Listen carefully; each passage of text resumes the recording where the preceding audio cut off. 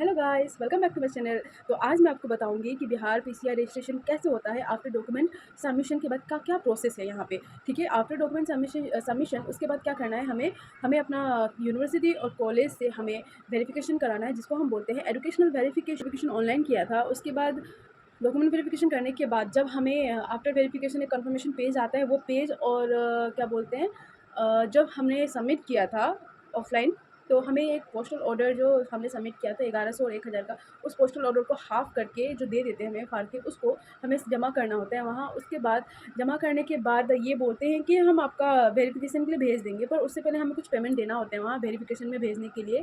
तो वो पेमेंट देने के बाद ज़्यादा नहीं होता है, अंडर 10,000 होता है वो। उसके बाद वो पेमेंट देने के बाद ये हमारा डॉक्यूमेंट वेरिफिकेशन के भेजते हैं। पर मुझे कॉल आया कि आपका जो भी डॉक्यूमेंट सबमिट था वो थोड़ा ख़राब हो चुका है, क्योंकि ये तो 2-3 ईयर से जमा था। देन आप सारा डॉक्यूमेंट सबमिट करिए मुझे। तो मैं दूर हूँ बहुत, काफ़ी मुझे यहाँ से 3 to 4 डेज़ लगता है इस ट्रैवलिंग करने में, तो इसलिए मैंने उनको रिक्वेस्ट किया कि आप मेरा ऑनलाइन ले लो, मैं आपको पीडीएफ बना के सेंड करती हूँ। उसने एक्सेप्ट किया ये, और उसने बोला ठीक है आप सेंड करो। मैंने सेंड किया सब कुछ अपना डॉक्यूमेंट।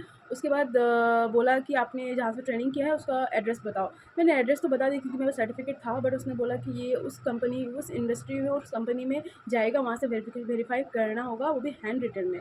अब तो मेरा दिमाग चकरा गया कि ये 3-4 साल का बात हो गया है, वहाँ का एचआर भी बदल गया होगा, और ये कौन मेरा हेल्प करेगा।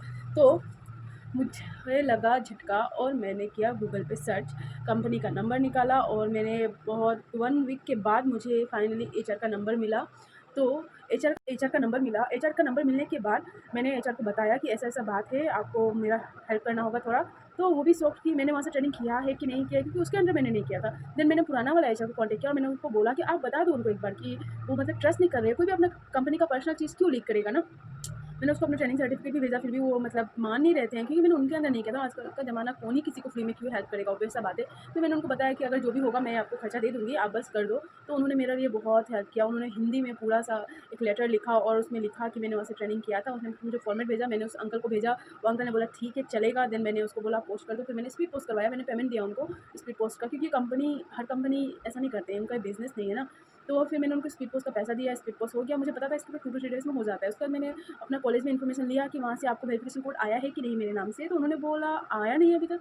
मेरा दिमाग फिर हिला, मेरा घंटी बजा। मैंने उसको फिर फ़ोन किया कि आपने अभी तक मेरा वेरिफिकेशन के लिए भेजा नहीं है क्या वहाँ पे? अभी मैंने बात किया तो नहीं भेजा है सर। तो उसने बोला नहीं भेजा। मैंने बोला नहीं, आपने भेजा नहीं है। मैंने कॉन्फिडेंट, क्योंकि मैंने सच में बात किया था। तो उसको लगा कि इसको पता चल गया है, या उसका वहाँ से भी कोई कॉन्टैक्ट हो सकता है शायद, इसीलिए। फिर उसने बोला ठीक है मैं भेजता हूँ। 1 वीक हो गया, मैंने कॉलेज से बात किया, मैं यूनिवर्सिटी में, उन्होंने बोला नहीं भेजा। मैंने फिर फ़ोन किया, मैंने बोला अंकल अभी तक तो आपने भेजा नहीं। हाँ, उस दिन बोला भेज दोगे, 1 वीक हो गया है। तो उसने बोला ठीक है आज जैसे भी हम भेजते हैं, कुछ साइन बचा हुआ है, क्योंकि वहाँ का रजिस्टर जो है हर बार गायब हो जाता है। गायब होगा ही ना, वो इलीगल काम्स करते हैं वहाँ पे, मतलब रजिस्ट्रेशन करना ऐसा नहीं होता है। और हमको तो लगता है बिहार का रजिस्ट्रेशन ऑनलाइन हो जाना चाहिए, ऑफलाइन तो हट ही जाना चाहिए। तो भेज तो दिया। फिर मैंने वहाँ पे बात किया तो बोला नहीं पहुँचा। फिर मुझे लगा कि ये तो स्पीड पोस्ट थोड़ी भेजेंगे, तो वो 1 वीक के बाद मैंने कॉन्टैक्ट किया तो बोला हाँ गया है। उन्होंने वेरीफाई किया, और उसके बाद 1 वीक के बाद उन्होंने बोला ठीक है मैंने सेंड कर दिया। कॉलेज से मुझे पता चल गया यूनिवर्सिटी की सेंड हो चुका है। तो मैंने सेंड होने के बाद मैंने 2 वीक रुका। मैंने उसके बाद मैंने यहाँ पे फ़ोन किया कि आ गया है। मैंने डायरेक्ट ऐसे ही बोला आ गया। वो बोले नहीं आया। मैंने बोला 2 वीक से ज़्यादा हो गया, आप एक बार चेक करो, आ गया होगा वो। तो मुझे ठीक है चेक करते हैं बोल के फ़ोन तो काट दिया। फिर मैंने एक बार ऐसे ही दिन में रैंडमली फ़ोन लगा दिया कि मेरा मिला कि नहीं। उसने बोला आ गया है, आ गया बोल के फ़ोन कर दिया। तो मैंने बोला चलो अब कुछ तो 1 वीक इनको भी दे देती हूँ, ये भी वेरीफ़ाई करेंगे कि सच में कहाँ से आया, क्या आया है, अपना जो भी हायर अथॉरिटी से उनको दिखाएँगे। उसके बाद जब ये वेरीफ़ाई हो गया, तो मुझे वहाँ से कॉल आया 1-2 वीक टू ना मतलब 15-20 डेज़ के अंदर मुझे कॉल आया कि आप आ जाओ डॉक्यूमेंट्स लेके। मैंने बोला डॉक्यूमेंट्स लेके, वो इतना बोल के उन्होंने फ़ोन काट दिया। मैंने 2 बार फिर दोबारा कॉल बैक किया, उन्होंने उठाया नहीं।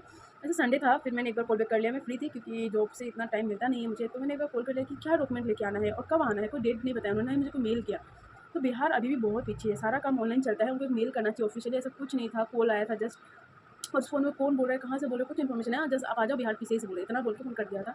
तो मैंने उनको डेट पूछा, उन्होंने बोला आप डेट बताओ उसे लेकर के, आप कब फ्री हो, ऐसा टाइप का। तो मुझे तो क्या था, मुझे अपना सीएल लेना था और जाना था। मैंने सोचा जल्दी से जितना जल्दी हो जाए अच्छा है, नहीं तो इनका कब मूड बदल जाए कौन जानता है ना। प्रोसेस इतना आगे आ ही चुका है, अब क्यों देरी करना। मैंने बोला ठीक है मैं आ जाऊँगी, मुझे 4 दिन का टाइम लगता है आने में, आप मुझे 1 वीक का टाइम दे दो, मैं पहुँच जाती हूँ। मैं जस्ट पहुँच गई, और जिस दिन मैं पहुँची उस दिन मेरा काम नहीं हो पाया, क्योंकि मैं डायरेक्ट पटना उतर के वहीं से डायरेक्ट वहाँ गई थी, पीसीआई गई थी। कुछ फाइनेंशियल इशू की वजह से मेरा काम नहीं हो पाया था। मतलब वो कुछ ज़्यादा डिमांड कर रहे थे, फिर मैं घर चली गई। उसके बाद छठ पूजा था, छठ पूजा अटेंड किया और छठ पूजा खत्म होने के बाद उन्होंने मेरा सर्टिफिकेट उसी डेट का बना के रखा था, पर मुझे नहीं दिया था क्योंकि मैंने फाइनेंशियली कुछ मना कर दिया था उनको। तो जिस दिन मैं गई, मैं अपना पेमेंट लेके गई, मैंने दिया उनको हैंड टू हैंड, मुझे अपना सर्टिफिकेट दिया। तो उन्होंने बोला सिग्नेचर कर दो कि आपने रिसीव किया है। तो मैं जिस दिन ले रही थी, मैंने उसी दिन का सिग्नेचर किया था, डेट लिख दिया मैंने सिग्नेचर में। तो उन्होंने बोला नहीं, आपको डेट नहीं लिखना चाहिए था, व्हाइटनर लगा। मैंने बोला क्यों? तो जब मैंने रजिस्ट्रेशन देखा अपना कार्ड सर्टिफिकेट, तो वहाँ पे उन्होंने उसी दिन का लिखा हुआ है जिस दिन मैं फर्स्ट डे आई थी, अप्रैल 1 को। तो मुझे इतना गंदा लगा कि लोग पैसे के लिए क्या-क्या करते हैं, कि स्टूडेंट का लाइफ बर्बाद कर रहे हैं यहाँ पे ये लोग। ऐसे मेरे तरह कितने सारे स्टूडेंट हैं जिनको पता नहीं है कि किससे बात करना है, कहाँ जाना है, क्या प्रोसेस है। तो मैं ये वीडियो इसीलिए बना रही हूँ कि ताकि मेरे तरह जो भी और स्टूडेंट्स हैं उनको हेल्प मिले। तो आप लोग को अच्छा लगा तो लाइक, शेयर एंड कमेंट करें।